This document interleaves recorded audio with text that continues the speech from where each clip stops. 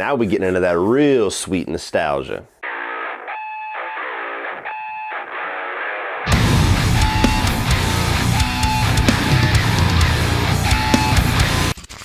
So Batman Mask of the Phantasm tells the story of Batman on a race against time as a mysterious figure begins to kill the mobsters in Gotham City. Welcome back to the Batman review series, everybody, and now we are taking a small little detour into animated world with Batman Mask of the Phantasm. So I just got done talking about all of the 80s and 90s live action Batman films, and now we're going to go back to 1993 and talk about a film that I have yet to talk about on this channel, I think, ever, despite this being one of my favorite animated features and one of my favorite Batman movies of all time. So those of us that grew up in the 90s were probably all very fond of the Batman animated series. I think it ran from like 92 to about 95, and even to this day, it is the animated series that I think is amongst, if not the best ever. I mean, there's cartoons that I have nostalgia for, like Rugrats, like Rocko's Modern Life, things that I certainly grew up watching, but this was the only animated series that felt like an actual dramatic show. This was something that had a through line of plot. This was something that was dealing with a lot of themes, to the point where I have gone back so many times as an adult and just watched random episodes of this show, and I'll get completely captivated by it. I don't feel like I'm just sitting there watching a cartoon. It feels like just an animated version of a serious Batman story. So in 1993, they decided to bounce off of the success of this animated series and do a feature-length video release. Decided last minute to take it to the theaters. Didn't do a whole lot in theaters, unfortunately, because of just the nature of the animated film and the nature of them just wanting to throw a TV show onto the big screen. But over time, they got a lot of their money back on home release, and ever since then, for decades now, this has been something that's been really cherished by Batman fans as one of the greatest Batman stories ever told. So starting off with the positives for Batman Mask of the Phantasm, I think the story here is just incredible. I don't care if it's animated, live action, whatever. The script here and the story that really delves into the psychology of Bruce Wayne and Batman, I think is still, to this day, one of the best Batman stories that we have ever gotten. You will hear me say a lot when I'm talking about Batman films how I get really frustrated at how Batman villains always take the spotlight away from Batman. They're always become the focus of the movie more times than not, and Batman just kind of becomes a side character to his own movie, with the very few exceptions, like Batman Begins. And I'm somebody that I want Batman's story, his psychology, the themes and regarding his character to be the forefront of the movie. Villains are amazing. Lord knows his rogues gallery is arguably the best of the entire comic book genre, but they should always serve Batman's story.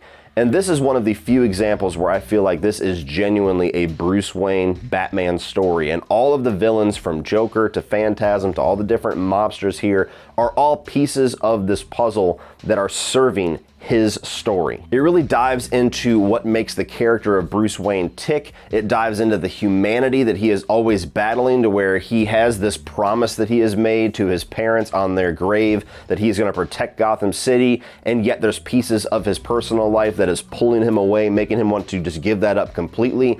Also, one of the only times you're ever going to see that type of storyline being given for the character of Bruce Wayne. And they cover a lot of ground here, going over the origins of Batman in his early days and how he decided to become Batman, why he decided to put on an actual bat suit, then getting into present day and showing all these traumas that have kind of messed him up psychologically ever since deciding to do this life of vigilanteism, and the constant pull and tug of what he wants as Bruce Wayne versus what Gotham needs from Batman. The villain here, the main one of Phantasm, I think is one of the greatest Batman villains that we have only seen once. This was a character that was created just for this film, and the character's been utilized a couple of times in some comic book runs, but for the most part, this is the one time you really get to see Phantasm. And I think that just the story here, the way that it kind of complements Bruce Wayne's story going on about this vigilante that is actually going the full step and killing these mobsters.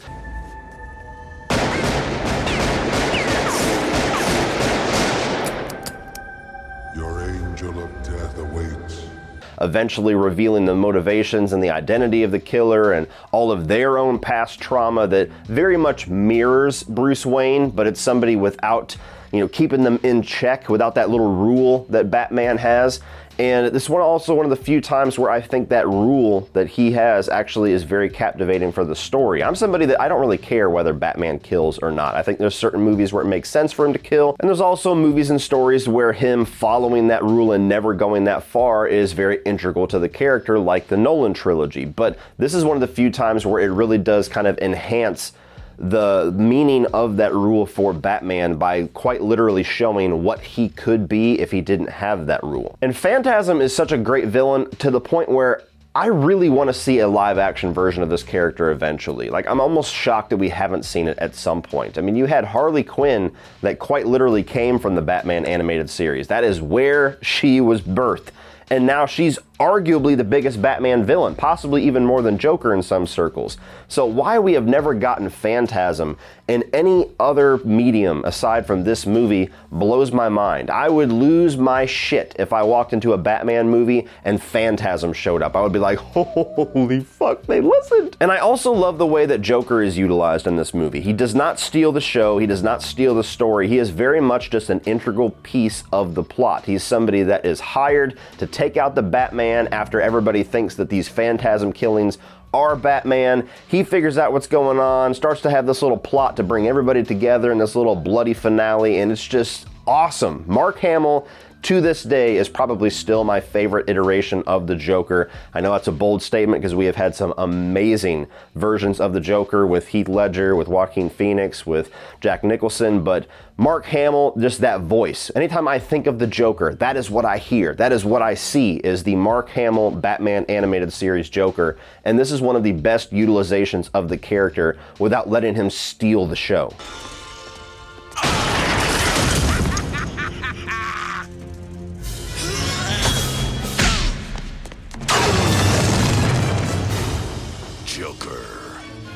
Now, on the animation front, I think that the Batman animated series was always just a fantastic visual art form. The way that they drew those characters, the way that it had this fluidity to it.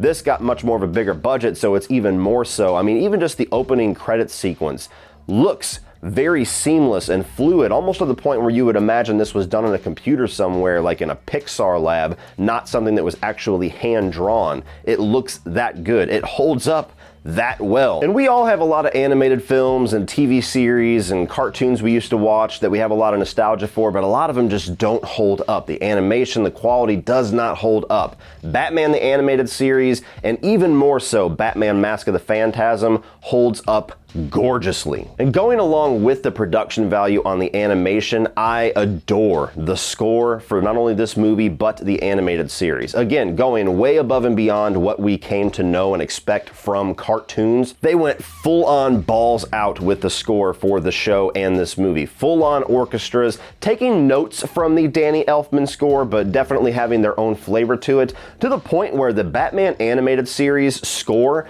and the Danny Elfman original Tim Burton score always kind of compete in my mind for my most nostalgic superhero score. They are both that iconic for me, that nostalgic for me, and are very different yet feeling very, very Batman. Now, I have no negatives whatsoever for this movie. I think it's absolutely fantastic, but there is one thing that I'm always mixed on, and it's that bittersweet ending that we get for this movie. And not necessarily the fact that it's bittersweet for the story, it's bittersweet because we never get any follow-up for this. There's no episode of Batman the Animated Series that follows up on the story of Phantasm or gives us any sort of explanation for why the Joker is alive after this movie. So I think that the ending that we get, the resolution that we get for all three of our core characters, Batman, Phantasm, and Joker, is very appropriate and very satisfying for this individual story, for this movie.